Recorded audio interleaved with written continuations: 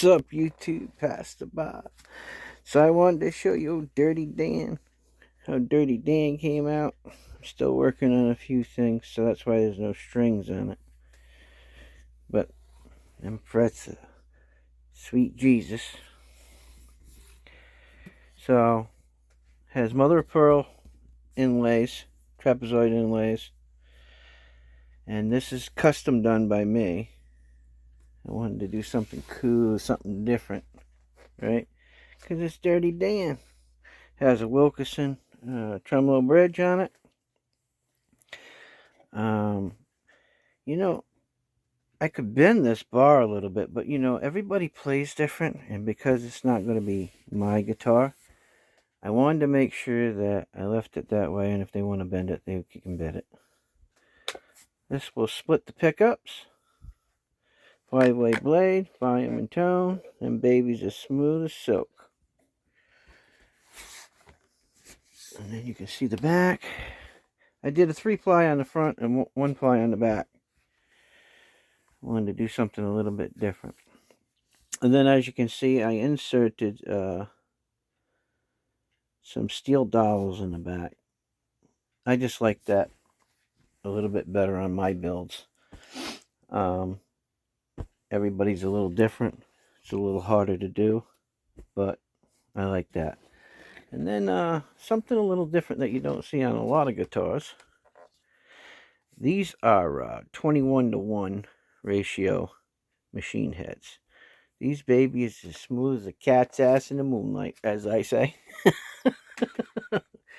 So if you want some really good machine heads, now they're not cheap. Cost you about $50, $60 a set for these. Sometimes you can find them on sale. These are 21-to-1. You like that micro adjustment? Man, you're going to get it with these. Makes a whole hell of a lot of difference having really good machine heads on it. And then I got a little freaky on the headstock. So, got a little abalone going on there. A little abalone rounds. Because it's Dirty Dan. And then, I made a custom truss rod cover for it. Yeah, Dirty Dan's looking pretty cool. It's different, right? It's handmade. There ain't fancy labels, and there isn't, fancy this and fancy that. It's craziness. Okay, that's what guitar building is about. And I was trying to do it without making it expensive, right? That's the thing.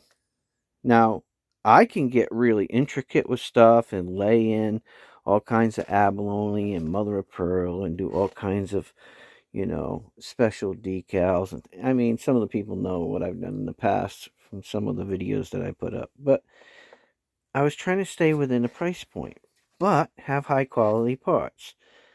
And what is important, look, here's the thing. The frets have got to be right? These frets are right. If the frets ain't right, man, it ruins a guitar. Plain and simple. Them frets better be playable. Not going to hurt you. Not going to make you bleed, right?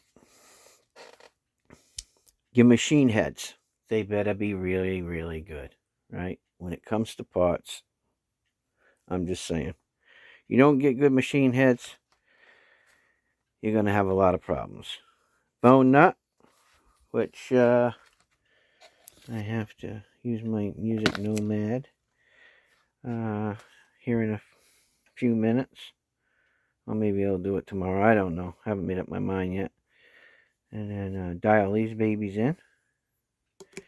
And then so we got El Nico's in this bad boy. So you got a humbucker, single coil humbucker, or a blade. I'll just say that because somebody's going to comment and say I didn't say it correctly. So you got a blade, a single coil, and a blade. And then this here switch will split it in a bridge. So give you that extra little bit of whatever. And then I was going to put, I don't know if I got one up here or not. Oh yeah, I got one right here. So I was going to put this bumper in. And then, you know, these bumpers ain't cheap. So I decided not to. I don't know if you guys ever seen these. They're really nice. I was going to put this in the back of the tremolo, you know, on the back side. But then I was like, man, I'm getting into too much money. And, you know, that's not why I built the guitar. This one and the other one. I wanted to keep it within, you know, reason. And especially having a case with it, you know. I wanted to keep it within $400, and I think I managed to do that because I'm doing a whole package, you know, for somebody. So somebody will have a really good guitar. You guys can. I know somebody's going to say, "What's that look like?" So I'm going to show it, so that way you know that it don't look like shit. There you go. Everybody happy now? Yeah. That's it. Well, last thing that I have to do is I'll run some 5/0 back across the neck one more time. Do a light little buff on it because I'm not wanting this to be a shiny hiney. And she'll be ready to rock and roll. And then I'll do a video before I decide to box it up. Once I got it all set up, because I still got to put the strings on it, get everything set up, get the truss rod all set up, play around with it, and put another set of strings on. And you're probably going to say, huh? Well, my reason for that is I usually set a guitar up for both 9s and 10s because everybody's different, right? And the standard is either 9s or 10s, right? But, so I'll put 9s on it, and I'll check it, and I'll put 10s on it and check it, and I'll put you know, just want to see what it is. And then I'll put whatever I decide, and maybe I'll just leave 10s on it. That's just how I do things. Now, is there a difference in how the bridge is set up, and the intonation, and the action? Yeah, there is. But I just do that because of the nut, right? How I cut the nut. I cut the nut so that you can use 9, 9.5, or 10 on it.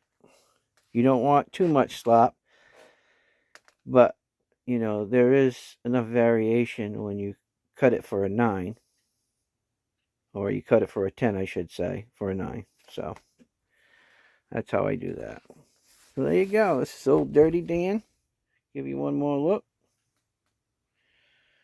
I think it came out pretty good, pretty snazzy. I don't think you'll see another one like it. Kind of crazy looking, rustic, rough, and it's all handmade by me. So that's what's important. And somebody will have a nice guitar. Is it over the top? No. Did I do a whole lot of intricate detail stuff? Not really. I mean, the biggest parts is your neck pocket, right? I mean, your neck pockets are, you know, they got to be right. You don't want them ultra sloppy, because if they are, look, it's just going to be crazy, right? It's just going to be nuts. That and the way you set up your bridge and the way you intonate it. That stuff there, you know, that just comes with time. You know, I put guitars together before. I thought I, you know, had taken everything off and re-intonated everything and didn't. That's why you always check. Check your guitars when you're building them 3, 4, 5 times. It doesn't matter, right? Just check them out. That's the important thing about when you're building an instrument, right? You got to keep looking over it, over and over it. Now, I could keep getting picky with it, and I could keep going over it, but I didn't want to make it... I wanted to make it weird, different, out of this world.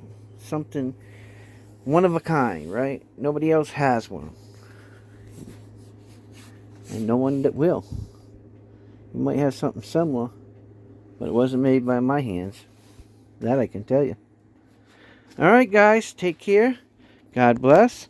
This is Pastor Bob, and I'm out of here. See ya.